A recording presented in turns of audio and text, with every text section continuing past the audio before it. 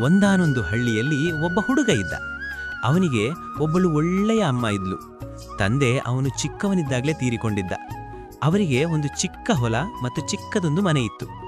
ಇವನಿಗೆ ಅಮ್ಮ ಅಂದ್ರೆ ತುಂಬಾನೇ ಪ್ರೀತಿ. ಅವಳಿಗೆ ಕಷ್ಟ ಆಗ್ಬಾರ್ದು ಅಂತ ಹೊಲದಲ್ಲಿ ಬೆಳಗಿನಿಂದ ಸಂಜೆಯವರೆಗೆ ತಾನೊಬ್ಬನೇ ನುಡಿತಾ ಇದ್ದ. ತಮ್ಮನ ಸುಮ್ಮನೆ ಕೂರುತ್ತಿರಲಿಲ್ಲ. ಮನೆಯಂಡು ಚೊಕ್ಕಟವಾಗಿಟ್ಟಿರುವವಳು, ರುಚಿ ರುಚಿಯಾಗಿ ಅಡುಗೆ ಮಾಡುವವಳು, ಮನೆ ಹಿಂದಿನ ಅಂಗಳದಲ್ಲಿ ತರಕಾರಿ ತೋಟ ಮಾಡಿದ್ಲು. ಅಡುಗೆ ಮನೆಯಿಂದ, ಬಚ್ಚಲು ಮನೆಯಿಂದ, ಬಟ್ಟೆ ತೊಳೆಯೋಕೆ ಹೀಗೆಲ್ಲ ಉಪಯೋಗಿಸಿದ ನೀರನ್ನ ಒಂದು ತೊಟ್ಟು ಹಾಳಾಗೋಕೆ ಬಿಡ್ತಿರ್ಲಿಲ್ಲ. ಎಲ್ಲವನ್ನ ತನ್ನ ತರಕಾರಿ ತೋಟಕ್ಕೆ ಹಾಯಿಸ್ತಾ ಇದ್ಲು. ಮನೆಗೆ ಬೇಕಾದಷ್ಟು ತರಕಾರಿಯನ್ನ ಇಟ್ಕೊಂಡು ಮಿಕ್ಕಿದ್ದನ್ನ ಊರಿಗೆ ತೆಗೆದುಕೊಂಡು ಹೋಗಿ ಮಾರಿ ಹಣವನ್ನ ಗಳಿಸ್ತಿದ್ಲು. ಹೀಗೆ ಗಳಿಸಿದ ದುಡ್ಡನ್ನ ಭದ್ರವಾಗಿ ಡಬ್ಬಿಯಲ್ಲಿ ಹಾಕಿ ಅಟ್ಟದ ಮೇಲಿದ್ದ ಪೆಟ್ಟಿಗೆಯಲ್ಲಿ ಇಟ್ಟಿದ್ಲು.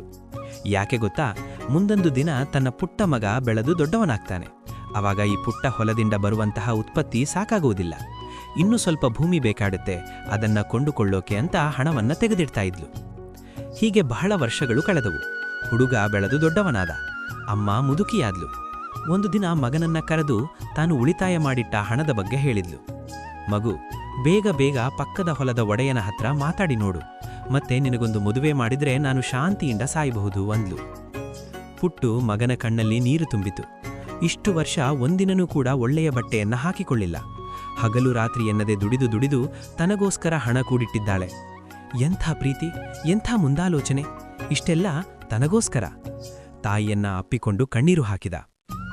ಅವತ್ತಿನಿಂದ ಇನ್ನೂ ಹೆಚ್ಚು ಹೊತ್ತು ಹೊಲದಲ್ಲಿ ಕೆಲಸ ಮಾಡತೊಡಗಿದ. ಜೊತೆಗೆ ಹಾಸಿಗೆ ಹಿಡಿದ ತಾಯಿಯನ್ನು ಜೋಪಾನವಾಗಿ ನೋಡಿಕೊಳ್ಳತೊಡಗಿದ. ಸ್ನಾನ ಮಾಡೋಕೆ ನೀರು ಬಿಸಿ ಮಾಡ್ತಾ ಇದ್ದ. ಅಡುಗೆ ಮಾಡುವುದು, ಮನೆಗುಡಿಸಿ ಒರೆಸುವುದು ಎಲ್ಲವನ್ನೂ ಮಾಡ್ತಾ ಇದ್ದ.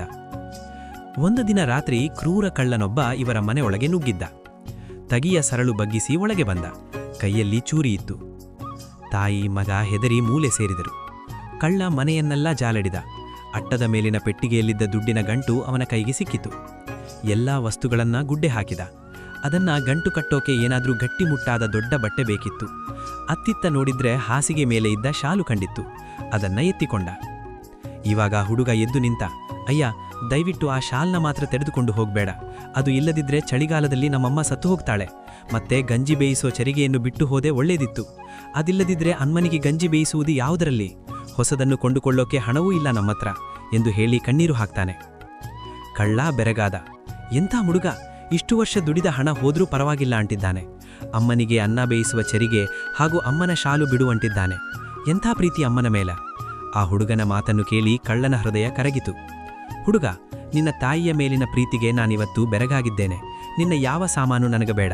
ಅಷ್ಟೇ ಅಲ್ಲ, ಇವತ್ತಿನಿಂದ ನಾನು ಕಳ್ಳತನ ಮಾಡುವುದನ್ನು ಬಿಟ್ಟು ಬಿಡ್ತೀನಿ. ನನಗೂ ಒಬ್ಬ ಅಮ್ಮ ಇದ್ದಾಳೆ ಮನೆಯಲ್ಲಿ. ಒಂದು ವೇಳೆ ನನ್ನನ್ನು ಜೈಲಿಗೆ ಹಾಕಿದ್ರೆ ನಮ್ಮಮ್ಮನ ನೋಡಿಕೊಳ್ಳುವವರು ಯಾರೂ ಇರಲ್ಲ. ನಿನ್ನ ಹಾಗೆ ಕಷ್ಟಪಟ್ಟು ಕೆಲಸ ಮಾಡ್ತೀನಿ, ಒಳ್ಳೆಯವನಾಗ್ತೀನಿ, ನಮ್ಮಮ್ಮ ನನ್ನನ್ನು ಚೆನ್ನಾಗಿ ನೋಡಿಕೊಳ್ತೀನಿ ಅಂತ ಆ ಹುಡುಗನಿಗೆ ಹೇಳಿ ಅಲ್ಲಿಂದ ಹೊರಟೆ ಹೋದ. ಕೊನೆಯದಾಗಿ ಒಂದು ಮಾತು ಹೇಳ್ತೀನಿ. ನೀನು ಯಾರಿಗಾದ್ರೂ ಏನನ್ನಾದರೂ ಹೇಳುವುದಾದ್ರೆ ಅಥವಾ ಯಾವುದಾದ್ರೂ ಕೆಲಸವನ್ನ ಮಾಡುವುದಾದ್ರೆ ಪ್ರೀತಿಯಿಂದ ಹೇಳು. ಸಿಟ್ಟಿನಿಂದ, ಗರ್ವದಿಂದ ಏನನ್ನಾದರೂ ಹೇಳಲು ಅಥವಾ ಯಾವುದೇ ಕೆಲಸವನ್ನ ಮಾಡಲು ಹೋದ್ರೆ ಅದು ಯಾವುದೇ ಕಾರಣಕ್ಕೂ ಯಶಸ್ವಿಯಾಗಲು ಸಾಧ್ಯವಿಲ್ಲ. ಇಂತಹ ಮತ್ತೊಂದು ಒಳ್ಳೆಯ ಕಂಟೆಂಟ್ನೊಂದಿಗೆ ನಾಳೆ ಮತ್ತೆ ನಿಮ್ಮ ಮುಂದೆ ಹಾಜರಾಗ್ತೇನೆ. ನಮಸ್ಕಾರ, ಎಲ್ಲರಿಗೂ ಶುಭವಾಗಲಿ.